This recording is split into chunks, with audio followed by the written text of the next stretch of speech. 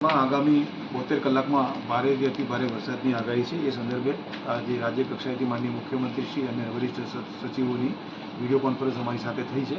અમને સતર્ક રહેવા માટે વિસ્તૃત સૂચનાઓ આપવામાં આવેલી છે। આ વીસી પત્યા પછી તરત જ અમે લોકોએ જિલ્લાના તમામ અધિકારી, પ્રાંત ઓફિસરો, મામલતદાર, કાર્યપાલક ઇજનેર, ટીડીઓ અને ચીફ ઓફિસરોની સાથે હું ડીડીઓ સાહેબ અને રિજનલ કમિશનર મ્યુનિસિપાલિટીઝ અમે લોકો એક વિડીયો કોન્ફરન્સ કરી અને એમની પૂર્વ તૈયારીની જાયજો લીધેલો છે। ક્યાંય પણ જગ્યાએ કોઝવે હોય અને એને કારણે જો પાણી ભરાવાની સંભાવના હોય તો કોઝવેમાં કોઈ માણસ પોતાના સાધન સાથે ન ઉતરે એના માટે રોકવા માટે સ્થાનિક તંત્ર, પોલીસ તંત્ર અને કાર્યપાલક ઇજનેરશ્રીનું તંત્ર બધા સંયુક્ત રીતે કાર્યરત થઈ અને કોઈપણ પ્રકારની આપણા જિલ્લાની અંદર જાનહાનિ ન થાય એની ખાતરી કરીશું। ગઈકાલે મોડી રાત્રે આપણને એનડીઆરએફની ટીમ મળી ગયેલી છે, જે હાલ ભાવનગર ખાતે મુકામમાં છે। હવે એ ટીમને અમે લોકો એરિયા ફેમિલિયરાઇઝેશન માટે મોકલવાના છીએ, જેથી કરીને આગામી દિવસોમાં કોઈપણ જગ્યાએ એમને જવું પડે તો એ જગ્યાએ એમને ભૌગોલિક પરિસ્થિતિથી વાકેફ હોય અને એ ઇફેક્ટિવ કામગીરી કરી શકે।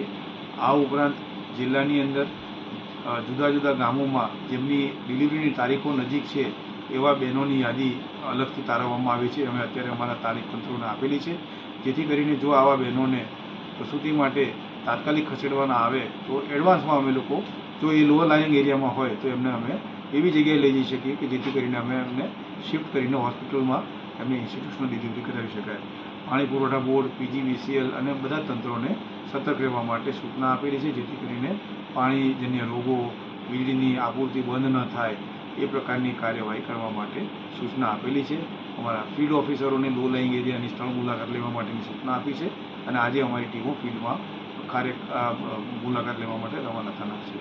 મારા બંને સાથી અધિકારીઓ પણ મારી સાથે છે, એમણે પણ પોતપોતાના વિભાગના તંત્રને આ બાબતે વિસ્તૃત સૂચનાઓ આપી છે। તમામ ગ્રામજનો, તમામ નગરજનો અને નાગરિકોને વિનંતી છે કે જ્યાં આવા પ્રકારના લો લાઇંગ કોઝવેઝ છે કે જ્યાં આગળ પાણીનું ઓવરટોપિંગ ટિપિકલી થતું હોય તો એવા વિસ્તારમાં જ્યારે સ્થાનિક તંત્ર તરફથી મનાઈ કરવામાં આવે તો બિલકુલ એવા પાણીમાં જવું નહીં।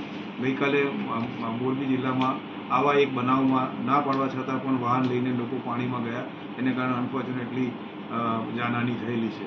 આપણે આ પ્રકારની બનાવ આપણા જિલ્લામાં ન બને એના માટે આપણે સૌ તકેદારી રાખીએ। સલામતી આપણા સૌની સામૂહિક જવાબદારી અને ફરજ છે। એટલે હું આપ સૌને ફરીથી એક વખત વિનંતી કરું છું કે જ્યાં જ્યાં જરૂર જણાય સ્થાનિક તંત્ર તરફથી આપને જે કોઈ સૂચના મળે તેનું આપણે અવશ્ય પાલન કરીએ અને કામગીરીમાં સહયોગ આપીએ।